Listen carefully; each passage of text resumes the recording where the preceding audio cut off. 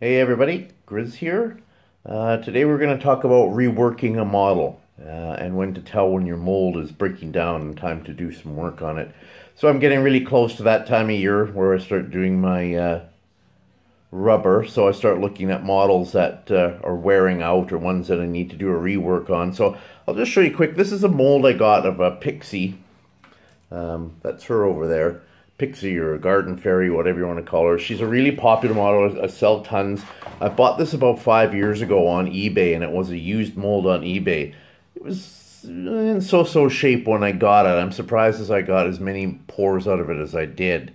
But she's starting to break down, and I've just never done a video on to show sort of what it looks like when the rubber is breaking down. Can you see here how the edges on the top side, see how it's all sort of breaking apart?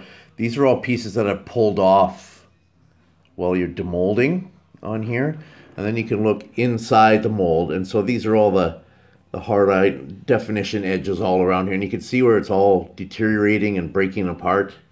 The white here is that's just baby powder from that I sprinkled in, but you can see it's pulling apart, and you could actually go in with your fingers and pluck little pieces off, and you'll know it's breaking down.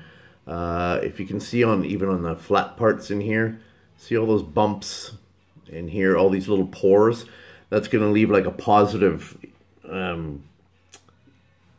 result on your model. It's going to look lumpy and bumpy, and it won't be nice and smooth. So you have to make that choice when it's time to do some restore work. So what I do is pour a plaster master, try and get the best one you can out of it. I think I poured 2 and then picked which one turned out the best. So here, I'll just get rid of this for a second. So there she is.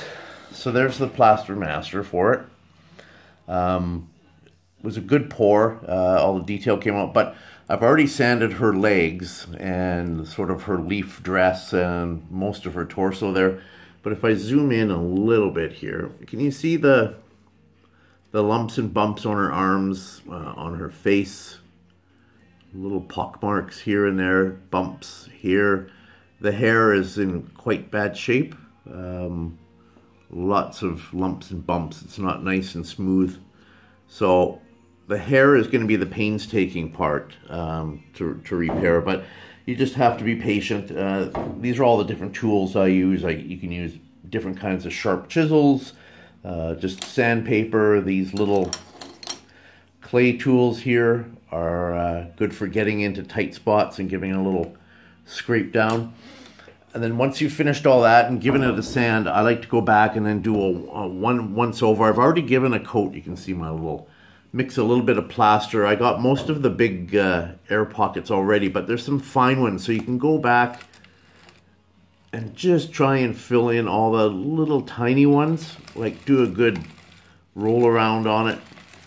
Look for any spots you want to repair. See, like up in here, you're going to want to repair all that. And you're trying to get it as, see all the lumps and bumps in here by her hair.